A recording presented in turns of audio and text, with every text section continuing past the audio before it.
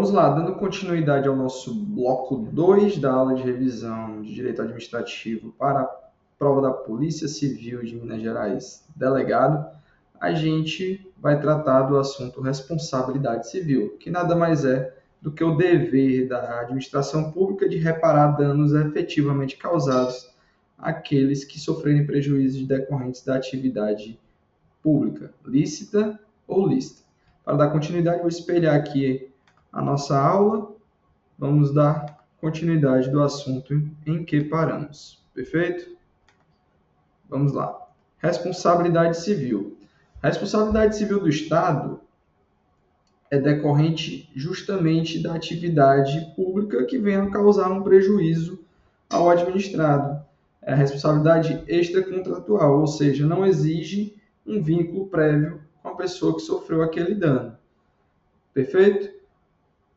Em regra, a administração pública se baseia na teoria do risco administrativo. A teoria do risco administrativo, para que seja configurada a responsabilidade civil, exige a presença de 3 elementos. A conduta, ou seja, a conduta estatal, seja ela uma ação ou uma omissão do agente público que esteja ali exercendo suas funções, uma conduta que pode ser tanto lícita como ilícita. Não há exigência de que a conduta do Estado seja ilícita. Pode ser decorrente de uma conduta lícita, mas que gere danos suportados pelo administrado. O nexo causal, que é o vínculo entre a conduta e o dano causado, que é indispensável para se verificar ali o liame causal entre o que o Estado fez e o que ele ocasionou, no caso o dano, e o dano, que é o prejuízo material ou moral sofrido pela vítima, ou seja, o administrado, de decorrente de uma conduta estatal, sofre ali um prejuízo material ou moral que deve ser reparado pelo Estado. Você percebe que para a configuração da responsabilidade civil do Estado não há exigência de quê? De dolo ou culpa, ou seja, não existe elemento subjetivo, trata-se apenas de elementos objetivos, daí porque a responsabilidade civil do Estado é objetivo. Perfeito? Logo, para que se configure a responsabilidade civil do Estado, não há necessidade de qualquer tipo de elemento subjetivo. Ou seja, basta que estejam presentes ali a conduta, nexo causal e dano. A teoria do risco administrativo, ela permite que existam as excludentes de responsabilidade. As excludentes de responsabilidade são justamente situações que afastam a responsabilidade civil do Estado, o dever do Estado reparar determinado dano. E quais são essas 3 hipóteses? A culpa exclusiva da vítima, ou seja, quando o ato que vem a gerar determinado dano ao administrado é ocasionado por ele mesmo, ou seja, é gerado devido a uma ação temerária da própria vítima. A gente pode citar como exemplo, por exemplo, o caso de uma viatura policial que atropela um cidadão que se jogou na frente da viatura, ou seja, o dano ocasionado ali pela viatura foi culpa exclusiva da vítima, foi culpa exclusiva da pessoa que se jogou na viatura. Culpa exclusiva de terceiro, que segue a mesma lógica da culpa exclusiva da vítima, mas que remete o dano a um terceiro, ou seja, a conduta não foi do Estado, foi de um terceiro, que acaba ocasionando um acidente que envolve todas as pessoas. E aí, por exemplo, dá aso à responsabilidade do próprio terceiro e não do Estado, excluindo ali a responsabilidade de reparar por parte do Estado.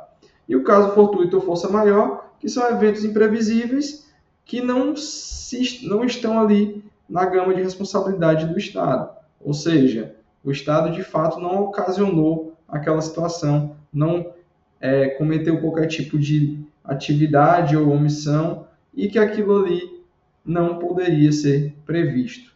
E aí o Estado não deve se responsabilizar pela reparação de danos ocasionados nesse tipo de situação. Acontece com desastres ambientais, que realmente não tem ali nenhuma conduta omissiva do Estado em ter previsto, em ter prevenido aquele risco ocasionado ali, aquele desastre poderia ter ser antevisto pelo próprio Estado e que poderia tomar precauções e não as tomou. Nesse caso, não se verificando qualquer tipo de omissão específica, o Estado não pode ser responsabilizado.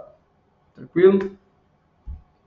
E quais outros temas são importantes dentro da SPEC ali da responsabilidade civil do Estado. Primeiro, a situação da dupla garantia, que é justamente a situação em que o Estado ele se responsabiliza pelo ato dos seus agentes, ou seja, o Estado é que vai reparar algum dano ocasionado pelos agentes que estão exercendo ali a sua função pública, e daí, de igual maneira, o Estado é quem deve buscar qualquer tipo de reparação contra o agente que agiu de forma dolosa ou culposa ou que agiu de forma negligente e imprudente. Ali, nesse caso, o Estado ele tanto serve como escudo para o agente público, que não pode ser acionado pela própria vítima, ou seja, a vítima não pode acionar diretamente o agente público. Também não se pode, o Estado, na verdade, deve acionar o agente público para efeito de regresso. Por isso que se fala em dupla garantia. O Estado ele fica entre a vítima e o agente público que cometeu o ato que gerou a responsabilidade civil do Estado, cabendo ao Estado reparar a vítima e efetivar o regresso, caso o agente tenha agido com dolo ou culpa. Perfeito? Daí também a gente já pode adentrar ali no direito de regresso, que é constitucionalmente previsto, mas que exige do Estado a comprovação de que o agente público que cometeu qualquer tipo de ato que ocasionou ali algum dano a terceiro, que ele precisa comprovar a existência na conduta ali do agente, dolo ou culpa, ou seja, precisa comprovar os elementos subjetivos da atuação do agente público.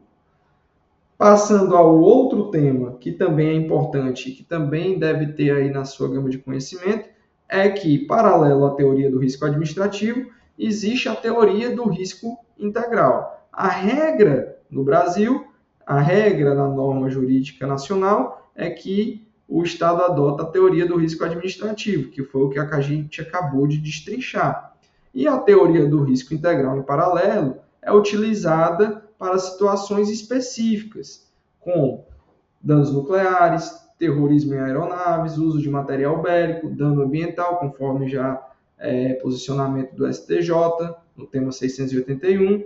Teoria essa do risco integral, que se diferencia do risco administrativo por não admitir as excludentes de responsabilidade civil que a gente já analisou. Ou seja, cabe ao Estado, independente de culpa exclusiva de terceiro, caso fortuito, força maior, ou mesmo culpa exclusiva da vítima, fazer a reparação dos danos, por, nesse caso, ser adotado a teoria do risco integral. Então, a grande diferença é que um admite excludência de responsabilidade e a outra não admite. Perfeito? Sendo a teoria do risco integral utilizada de forma excepcional, ou seja, em casos específicos, conforme já foi listado aqui. Tranquilo? Prosseguindo, a gente também possui entendimentos específicos, e eu acredito que esses entendimentos específicos da jurisprudência nacional sejam importantes de ter aí na sua gama de conhecimento, pois tratam de situações que têm ali seu relacionamento com a seara policial. Vamos a eles. O tema 362 do STF, no qual, nos termos do artigo 37, ou seja, aquele que rege a responsabilidade civil, não se caracteriza a responsabilidade civil objetiva do Estado por danos decorrentes de crime praticado por pessoa foragida do sistema prisional, quando não demonstrado nexo causal direto entre o momento da fuga e a conduta praticada. O STF quis diferenciar aqui a situação de um simples foragido, que de fato se evadiu ali da prisão ou não foi preso ainda, mas que não possui responsabilidade sobre esse indivíduo no cometimento de eventuais ilícitos ou no cometimento de eventuais condutas que venham a causar dano a terceiros. Ou seja, o Estado ele não vai se responsabilizar por qualquer foragido, ele só vai se responsabilizar pelo foragido no momento da fuga, naquele momento ele cometendo um crime ou cometendo uma conduta danosa a um terceiro. Nesse caso, consegue-se visualizar o nexo de causalidade entre o que? A fuga, a omissão do Estado em resguardar e salvaguardar aquele preso, ou seja, de mantê-lo em cárcere, ou seja, houve uma falha na estrutura presidiária nacional em manter aquela pessoa em cárcere, e ela, ao cometer a fuga, ela vem a causar um dano a terceiro logo de imediato, ou seja, no momento da fuga, ali naquele momento de fuga, ele causa dano a terceiro. Ele, por exemplo, pode roubar um carro, pode causar um acidente ao ser evadido da cadeia, pode verificar-se vários exemplos aqui em que, se verificado o nexo causal entre a fuga e o acidente causado ou o dano causado, o Estado deve se responsabilizar. Já se ele é foragido há muito tempo, não há mais um nexo causal ali, você não consegue visualizar leme causal entre a fuga e o dano causado, ou seja, a pessoa passou mais de 3 meses foragido, já não há mais buscas ativas por aquela pessoa, o Estado já não se responsabiliza por eventuais danos causados por esse foragido. Perfeito? Esse é um entendimento do STF, no tema 362. O tema 365 trata do quê? Considerando que é dever do Estado, imposto pelo sistema normativo, manter os seus presídios em os padrões mínimos de humanidade previstos no ordenamento jurídico, é de sua responsabilidade a obrigação de ressarcir os danos, inclusive morais, comprovadamente causados aos detentos em decorrência da falta ou insuficiência das condições legais de encarceramento. Nesse caso, é algo corriqueiro na nossa administração pública ter presídios que não atendam o mínimo ali de humanidade, não atendam o mínimo da dignidade da pessoa humana, daquela pessoa que está em cárcere. Então, em situações em que haja comprovada omissão do Estado nesse sentido, é possível ali pedir uma reparação de danos morais, inclusive, para que haja reparação das condições em que está sendo colocado aquela pessoa que está em cárcere. O tema 592, que é em caso de inobservância do dever específico de proteção, previsto no artigo 5º, inciso 44 da Constituição Federal, o Estado é responsável pela morte do detento.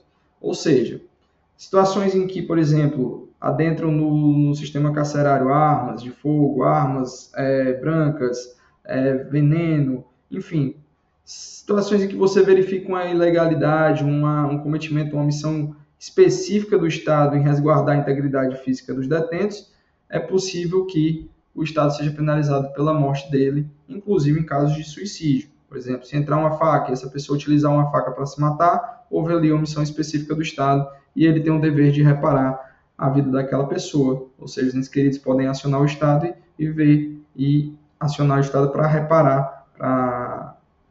reparar esse dano moral causado à família. Perfeito? Então, aqui você tem que visualizar uma omissão específica no dever de proteção. Por exemplo, um detento que venha assassinar outro detento, houve também uma omissão específica. Nesse caso, o Estado também deve reparar o dano. A responsabilidade civil do Estado. Tranquilo? Tema 1055 do STF. É o objetivo a responsabilidade civil do Estado em relação a profissional de imprensa ferido por agentes policiais durante a cobertura jornalística em manifestações em que haja tumulto ou conflito entre policiais e manifestantes. Perceba, ele diz que é objetivo aqui a situação em que há uma tentativa de controle de um tumulto ali por parte da polícia e que os policiais durante esse tumulto acabam ferindo pessoas, os agentes policiais durante a cobertura jornalística, eles acabam ferindo ali os profissionais de imprensa. Então, o Estado acaba se tornando responsável por essa conduta ali dentro desse contexto. Mas, no mesmo entendimento, o STF vai lá e cria uma excludente, ou seja, quando o jornalista ele se exceder e desrespeitar as ordens da polícia, ou seja, a polícia delimita um determinado espaço, tenta fazer ali um contorno em que os jornalistas não possam entrar, justamente para tentar proteger a sua integridade física. Se o jornalista viola essa ordem, ele está cometendo um ilícito, ele está cometendo ali uma situação em que o torna culpado exclusivamente pelo dano causado a ele mesmo. Ou seja, nesse caso, o Estado não responderia de forma objetiva. Perfeito? Então, se o jornalista estiver no tumulto e tiver danos pela cobertura ali, tendo respeitado todas as ordens dos policiais dentro desse tumulto, acaba sendo possível ali se verificar a responsabilidade civil do Estado. Perfeito? Mas caso ele não respeite a conduta policial, caso ele não respeite a ordem policial, ele está se inserindo ali em uma das excludentes de responsabilidade do Estado, no caso, a culpa exclusiva da vítima. Perfeito? Fixados esses entendimentos, partimos para um novo tópico, que é regime jurídico dos servidores públicos. Regime jurídico dos servidores públicos é delineado principalmente na Constituição Federal, onde se estabelece ali os direitos e os deveres dos servidores públicos. Obrigações essas que devem ser respeitadas, que devem ser exercidas pelo servidor, tendo este servidor também direitos que devem ser conferidos pelo Estado. Dentro do regime jurídico, a gente pode verificar a figura dos agentes públicos, que é a figura ampla, a figura que a gente consegue albergar várias pessoas que estão em situação de função pública, estão exercendo ali uma função pública. São as pessoas que estão exercendo atividade pública e não necessariamente guardam um vínculo efetivo. A figura do agente público é tão abrangente, é um sentido amplo, que alberga inclusive particulares que estejam em colaboração. Mas o que nos interessa aqui é tratar dos servidores públicos e dos agentes políticos, que são categorias de agentes públicos que merecem mais atenção, mais foco para a gente ter ali de conhecimento sobre essas espécies para que tenham mais costume de cair em prova. Servidores públicos, eles podem ser subdivididos em estatutários, seletistas e agentes temporários. É como comumente a doutrina separa essa categoria.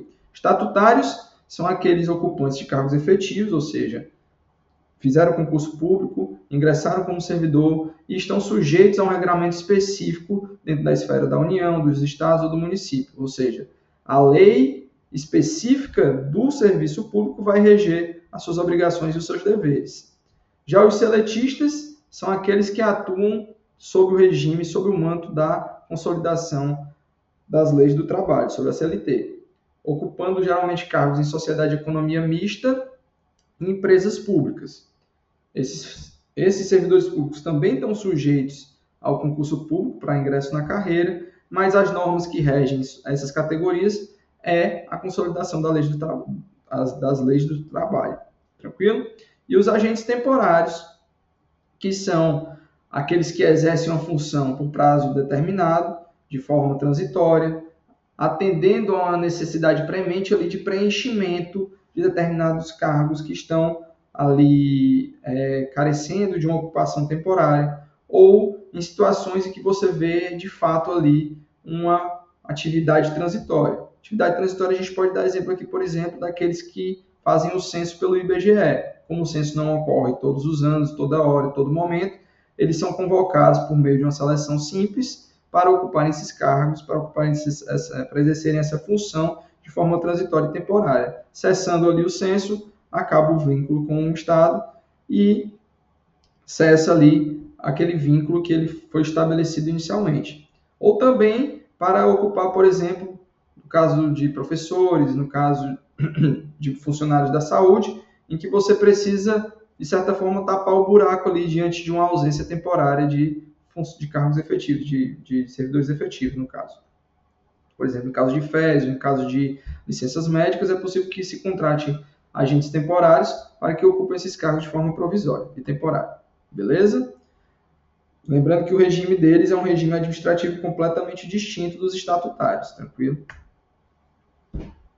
Também temos a figura dos agentes políticos, que é uma categoria especial de agentes públicos. Eles têm autonomia ali na tomada de decisões, eles realmente influenciam na condução do Estado e, em regra, são eleitos para ocupação desses cargos, com exceção, óbvio, aqui dos magistrados dos meios do Ministério Público, que são preenchidos por meio de concurso público. Não todos os magistrados, obviamente, a gente sabe que tem as indicações ali para ministro do STF, ministro do STJ, que são funções ali que são preenchidas por meio de indicação política e que não precisam de ingresso por meio de concurso público, tranquilo? Mas o grande diferencial é exatamente a posição elevada ali, a importância dentro do Estado para tomada de decisões, tem uma certa autonomia na tomada de decisões, na condução do Estado. E possuem, obviamente, um regime diferenciado. Tranquilo? Como eu falei ali, os particulares em colaboração, mas é algo que não é corriqueiro em provas. E o ocupante de cargo de comissão. Esse sim já tem uma incidência relativamente grande em provas objetivas. Isso porque os cargos em comissão, ao contrário dos servidores estatutários, os ocupantes em cargo de comissão, eles são indicados de forma livre. Eles podem ser nomeados de forma livre. A nomeação deles não exige a prévia aprovação em concurso público. Ou seja, os cargos em comissão eles são preenchidos de maneira livre pelos detentores dessa competência para nomeação. Tanto é livre a nomeação, como é livre a exoneração. Então, não há necessidade de um prévio concurso público ou um processo simplificado de qualificação para que seja nomeado um cargo de comissão. Tranquilo? E o que a gente deve ter em mente? O primeiro ponto que deve ser mencionado aqui quanto à ocupação de cargos em comissão, primeiro, é que como ele é de livre nomeação e exoneração, não há necessidade de justificativo, mas há entendimento jurisprudencial de que, caso você justifique a exoneração, os motivos determinantes dessa exoneração podem invalidar o ato de exoneração. Ou seja, não precisa de motivação, mas caso seja feita a motivação, já se entendeu jurisprudencialmente que é possível invalidar o ato, por mais que seja de livre nomeação e exoneração. Outro ponto importante que a gente deve colocar na nossa gama de conhecimento é a súmula vinculante número 13, que proíbe justamente o quê? O nepotismo. Ou seja, é proibido a nomeação de parentes para ocupação de cargos públicos em comissão que estejam ali na competência de nomeação daquelas pessoas que possuem esse poder. Então, se a pessoa tem ingerência ali na nomeação de determinado cargo, ele não pode nomear parentes em até terceiro grau. Há vedação expressa por parte da súmula vinculante, que retira seu fundamento de validade direto da Constituição, direto ali do princípio da moralidade. Tranquilo? Não há necessidade de prévia lei exigindo ou regulamentando essa questão da nomeação. O STF, por meio da própria súmula vinculante e de entendimentos jurisprudenciais consolidados, já regulamentou essa situação e a súmula vinculante por si só já basta. Tranquilo? A súmula vinculante número 13 também, ela permite o quê? Não permite, desculpa, ela veda o nepotismo cruzado, ou seja, a indicação cruzada de nomeações de cargos em comissão. Vou dar um exemplo. Chega o deputado estadual, ele tem a possibilidade de nomear uma pessoa para lhe assessorar e um juiz que também tem essa possibilidade de nomear uma pessoa para assessorar. Essas pessoas entram em conluio e faz uma nomeação cruzada. Eu não posso nomear meu parente, nem você pode nomear seu parente, mas a gente pode nomear o parente um do outro e aí escapar da lei. Mas o STF já tem entendimento também impedindo a possibilidade de nepotismo cruzado. E também a gente deve ter aí na nossa gama de conhecimento informativo 952 do STF, que já dentro da relativização da possibilidade de nomeação de parentes para cargos em comissão, no caso os cargos políticos, e isso é um adendo que eu devo fazer aqui à súmula vinculante número 13, pois o STF tem um entendimento de que, no que tange aos agentes políticos, aos cargos políticos, por exemplo, de ministro, secretário de Estado, secretários municipais, é possível sim que haja nomeação de parentes, devido à confiança, alta confiança que se deve ter na condução de determinadas pastas governamentais, e aí houve uma exceção realizada à súmula vinculante número 13.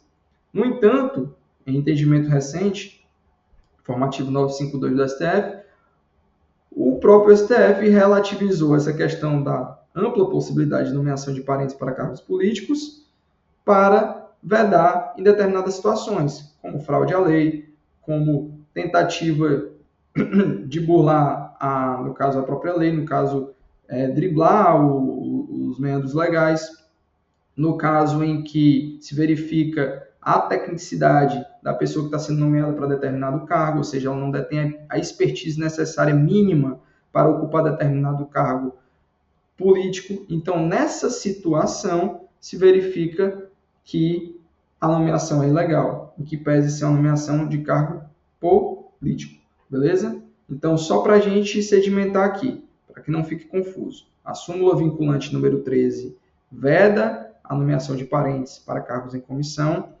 O STF possui entendimento excepcionando para cargos políticos, ou seja, ele permite a priori que você nomeie parentes para ocupação de cargos políticos, ministros, secretários de Estado, secretários municipais, mas em determinadas situações, como fraude à lei, patente, incapacidade técnica de ocupação do cargo por parte de determinado parente, ele entende que ali existe uma ilegalidade e, portanto, incide a vedação ali a vedação de nomeação, incide ali nepotismo, o que é vedado pela nossa Constituição Federal. Perfeito? Prosseguindo, vamos tratar de um assunto também que tem grande incidência em prova, que é o concurso público. Concurso público é a forma de provimento originário para ingresso nos cargos públicos, salvo as exceções previstas, como a nomeação em cargos em comissão e funções públicas. Os concursos públicos, em regra, são de provas ou de provas e títulos, está previsto constitucionalmente, mas não existe, a priori, um regramento uniforme nacionalmente. Recentemente foi publicada uma lei regulamentando como é que deve ser realizados os concursos públicos, mas ainda não existe um regramento estanque, não existia um regramento estanque até então, o que levou o STF e o STJ a basicamente regulamentar todas as situações de concursos públicos que pairavam ali nas cortes superiores, que acabavam virando espécies de regramentos. Dentre esses regramentos, a gente deve citar alguns aqui que têm maior incidência em prova. Súmula vinculante 44 da STF é uma delas, que somente por lei pode se sujeitar ao exame psicotécnico à habilitação de candidato a cargo público, ou seja, o exame psicotécnico ele deve estar previamente previsto na lei daquele cargo público que vai ser ocupado. Por exemplo, policial militar que se sujeita a exame psicotécnico para ingressar na carreira, esse exame psicotécnico deve estar previsto na sua lei, na lei que rege a carreira de policial militar, ou em lei específica que prevê esse tipo de exame prévio. Lembrando que não basta somente a previsão legal, deve existir a previsão no edital. É indispensável que haja critérios objetivos estipulados e que se permita também que haja uma fase recursal para essa fase.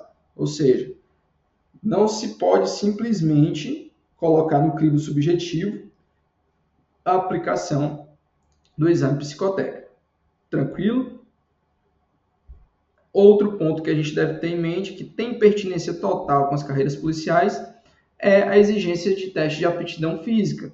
Da mesma forma que no exame psicotécnico, o exame de aptidão física ele carece de quê? De prévia previsão legal, previsão no edital, pertinência com as atividades a serem desenvolvidas. Tipo, eu não posso estipular, mesmo em lei, tornando-se impertinente, por exemplo, exigir aptidão física para um analista do judiciário, porque dentro das suas atividades ele não necessita de um porte físico específico, ele não necessita estar com o seu porte físico apto a fazer determinadas atividades. Em caso diverso, a gente vê as carreiras policiais, obviamente, exigindo esse teste de aptidão, porque a carreira policial por si só, o exercício da função policial, ela exige aptidão física. Por isso, os concursos possuem a fase de aptidão física. A utilização de critérios objetivos que devem estar previstos no edital e também a possibilidade ali de se fazer recurso ou pleitear uma revisão do que foi feito na fase de aptidão física. Perfeito? Então, a gente tem esses entendimentos jurisprudenciais que você deve ter em mente justamente por conta da pertinência temática com a segurança pública. Outro ponto de atenção, e isso se dá em razão do fato de ser extremamente recente, uma decisão recentíssima, proferida em novembro de 2024, agora, no ano que se encerrou, onde o STF declarou constitucional uma reforma constitucional que tinha ocorrido lá em 1998, que estava suspensa em decorrência de uma liminar conferida, ou seja, o regime único ele já havia sido extinto pela reforma constitucional, o legislador, por certo, entendeu necessário ali a revogação do regime único, permitindo ali que vigesse dois regimes dentro da mesma administração direta, que no caso era o regime estatutário e o regime seletista, ou seja, abriu-se ali a possibilidade de contratação dentro da própria administração direta de servidores sob regimes diferenciados. No entanto, essa reforma ficou suspensa ali durante mais de 20 anos. E isso refletiu, obviamente, em toda uma cadeia de criação de regimes estatutários nas mais diversas entidades públicas estatais. No entanto, agora de forma recente, o STF julgou em definitivo, assentando que a norma, a emenda constitucional, é constitucional e que respeitou o processo legislativo constitucional e que, portanto, permite aos estados a criação de carreiras com regimes jurídicos diferentes. Ou seja, você vai poder ter dentro de uma mesma entidade e convivendo estatutários e seletistas.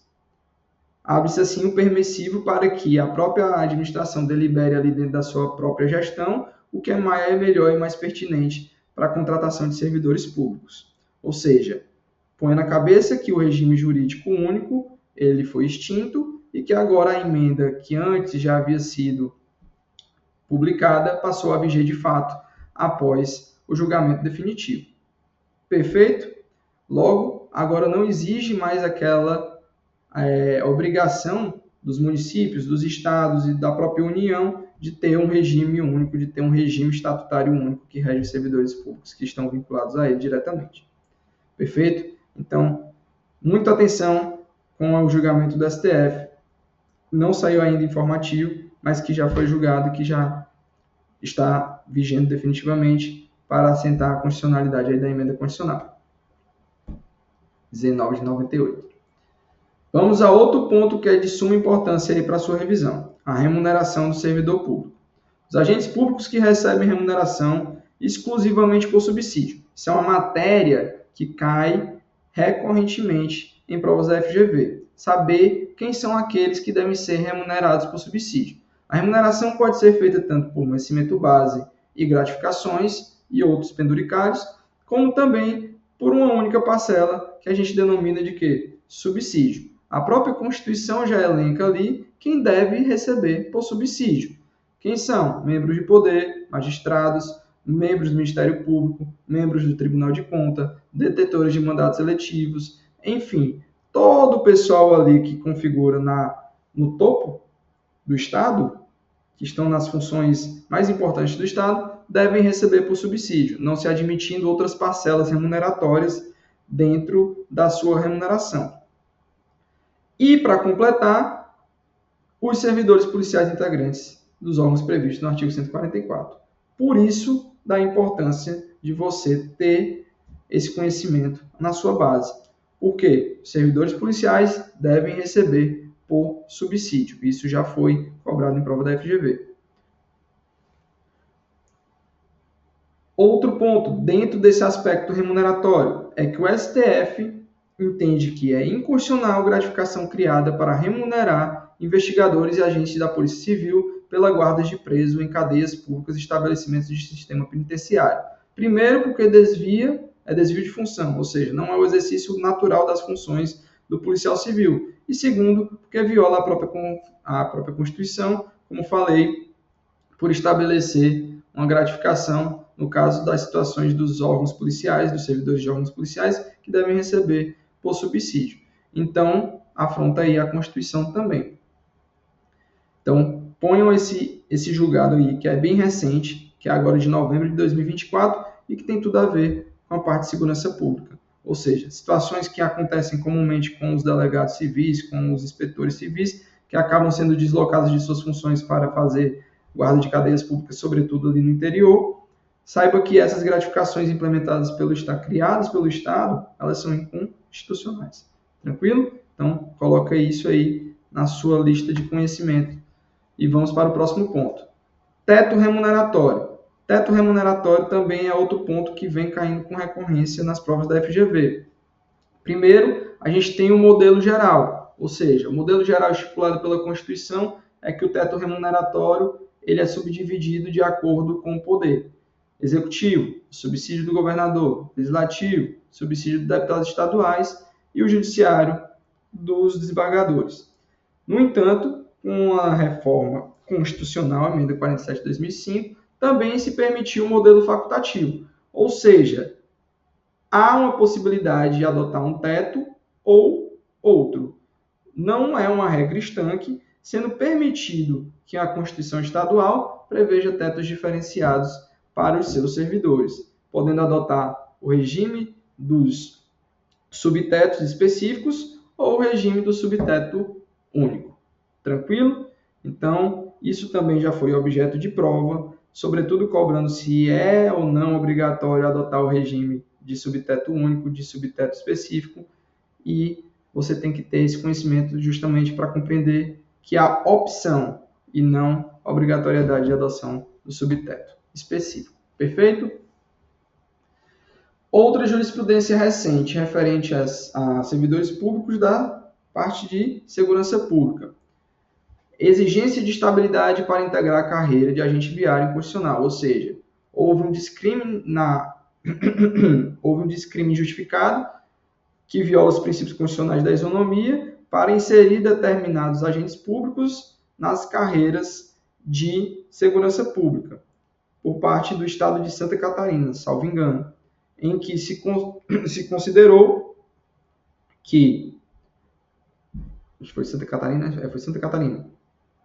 Que considerou ali que não se poderia fazer essa distinção entre os servidores pelo fato da estabilidade, não podendo ali conferir um tratamento anti-isonômico entre quem é estável e quem não é estável para se inserir ali na carreira de segurança pública. Da mesma forma, isso não poderia servir de subterfúgio para nomeações em funções específicas, para exercício de funções gratificadas. Perfeito?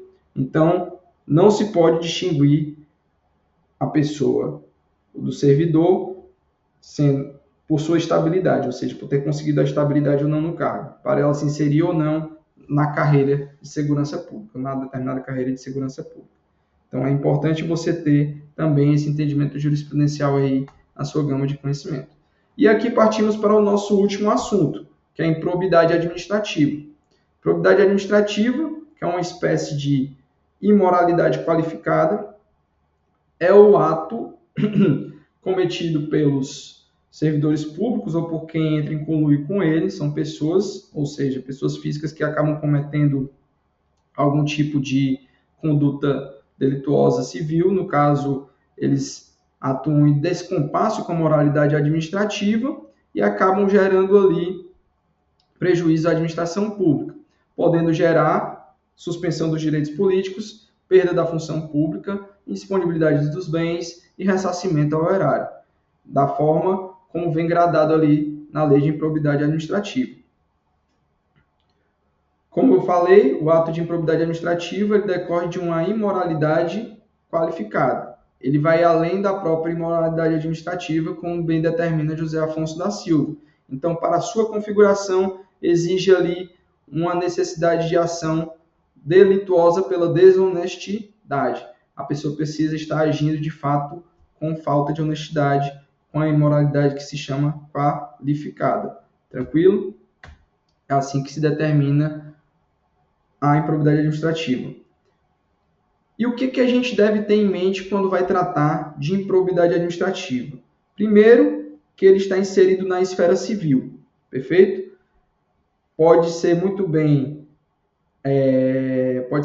demandado uma determinada pessoa na esfera penal, na esfera civil e na esfera administrativa. Ou seja, um servidor público que naturalmente venha cometer algum ilícito, algum ato administrativo fora da licitude, pode ser acionado tanto por cometimento de alguma falta penal, por conta de um cometimento de um delito penal, de um delito administrativo na esfera administrativa do seu órgão e na esfera civil por meio da improbidade administrativa. Nada obsta que essas ações tramitem em paralelo, que a gente sabe da independência das esferas, tanto administrativa, civil e penal.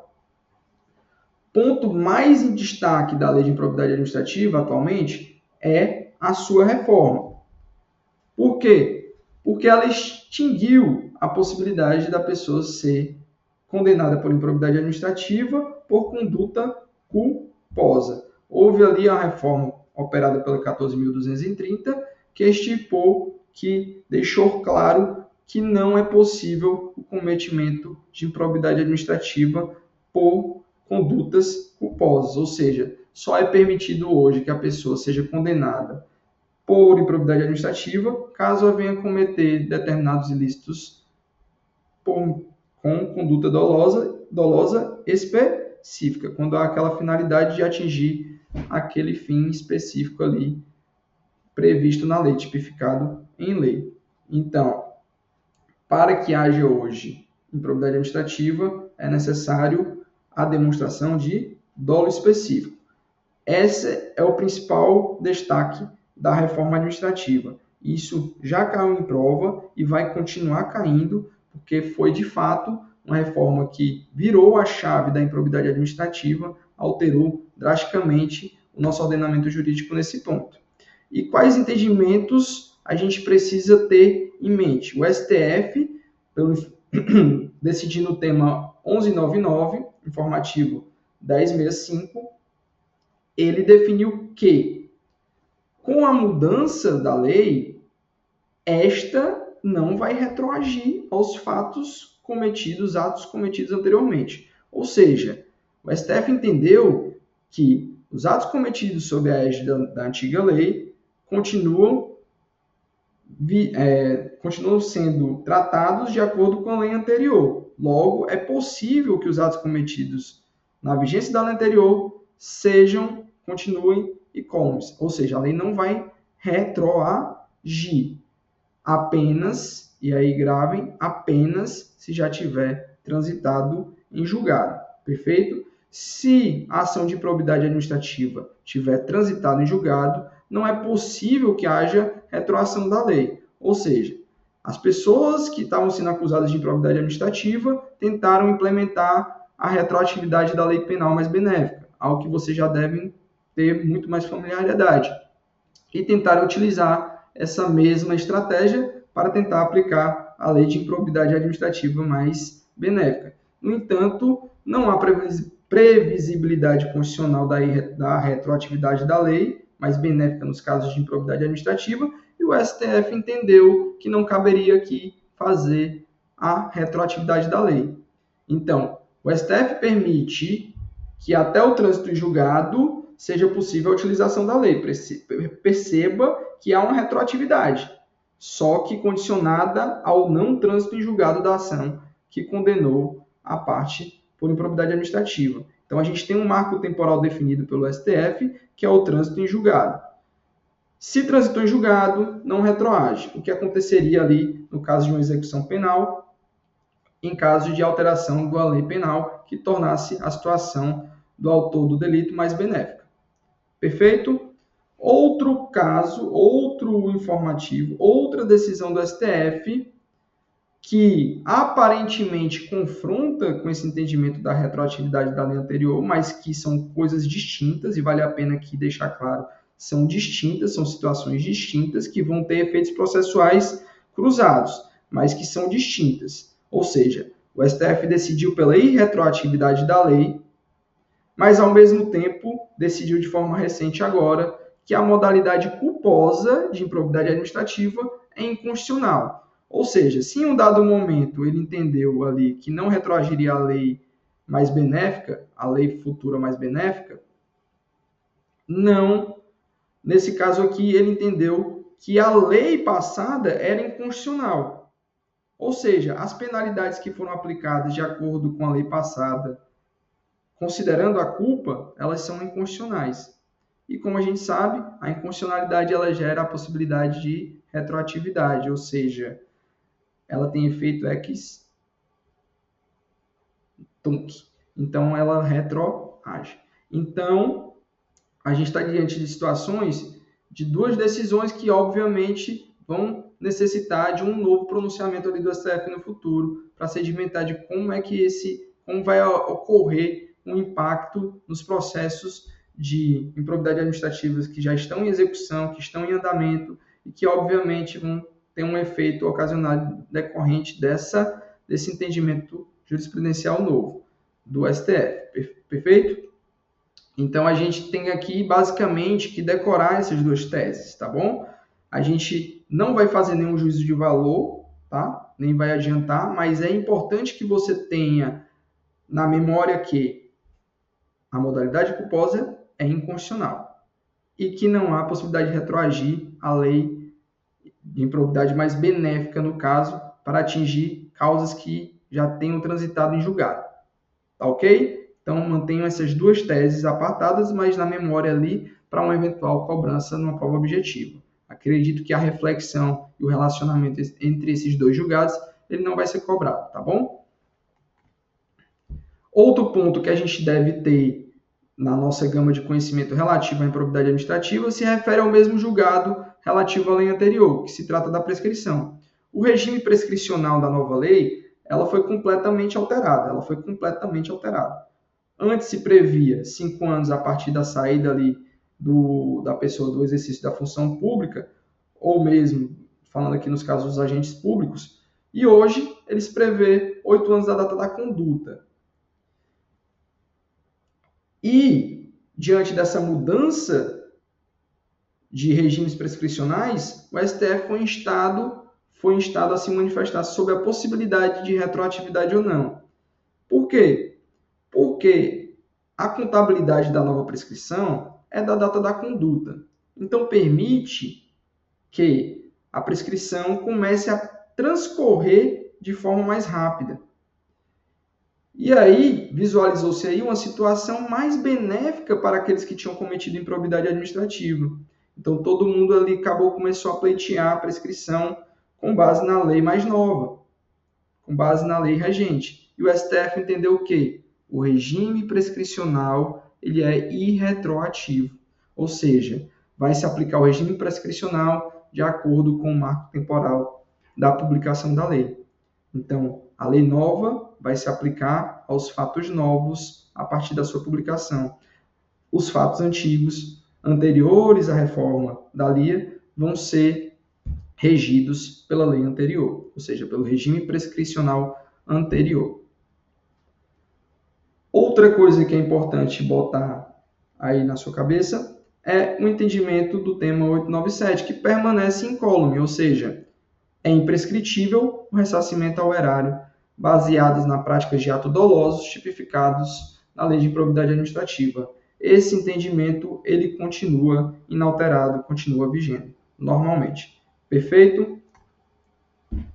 E o último ponto que nós temos relativos à improbidade administrativa e que é importante a gente saber é a superação legislativa que ocorreu no precedente do STJ, na jurisprudência do STJ, que permitia que a indisponibilidade de bens do promovido em ação civil pública por improbidade administrativa pudesse ocorrer, inclusive, quando ausente, ou seja, não demonstrada, a prática de atos ou sua tentativa, que induzam à conclusão de risco de alienação, oneração, dilapidação patrimonial. Ou seja, o STJ permitia que houvesse disponibilidade, decretação de disponibilidade de bens, porque não havia um regramento pré-definido na própria lei, que permitia a disponibilidade de bens, independente da comprovação do periculum in mora. Bastaria ali haver verossimilhança do direito pleiteado, no caso, se verificar minimamente que há ali uma improbidade administrativa cometida pelo autor e que ali seria suficiente para que fosse decretada a indisponibilidade de bens. Mas aí houve a reforma legislativa e ela superou o entendimento do STJ. A nova lei de improbidade administrativa, a reforma administrativa da lei de improbidade administrativa, desculpa a repetição, ele é categórico ao dizer que o pedido de indisponibilidade de bens a que se refere o caput deste artigo apenas será deferido mediante a demonstração, no caso concreto, de perigo de dano irreparável ou de risco ao resultado útil do processo. Ou seja, ele exige a demonstração categórica do risco de perecimento do direito, do risco ao resultado útil do processo. Ou seja, é necessário a demonstração dos requisitos básicos da liminar, dos requisitos básicos da tutela de urgência, que inclusive ficou sedimentado no parágrafo 8º, ou seja, o legislador ele deixou expressamente prevista essa superação legislativa ao precedente, ao entendimento do STJ. Ele foi categórico. Ele não quis deixar margem para que não houvesse essa mudança de fato de entendimento. Então, hoje, para ocorrer indisponibilidade de bens em ação de improbidade administrativa, deve-se comprovar o periculo in mora, ou seja, o risco de perecimento do direito. Tranquilo? Pessoal, encerramos aqui a nossa aula. Eu agradeço demais a atenção de vocês. Espero que tenham gostado da aula. Eu acho que ficou um pouco mais longa do que se esperava, mas é o que foi necessário para que eu entenda que vocês fiquem aí minimamente preparados para a prova objetiva, que vocês tenham um grande êxito, que vocês realizem uma grande prova, que vocês consigam realmente atingir as metas estipuladas por vocês. Tranquilo? Eu espero ter colaborado demais aí com a aprendizagem de vocês na esfera do direito administrativo. Agradeço mais uma vez a atenção. Muito obrigado e bons estudos e boa prova.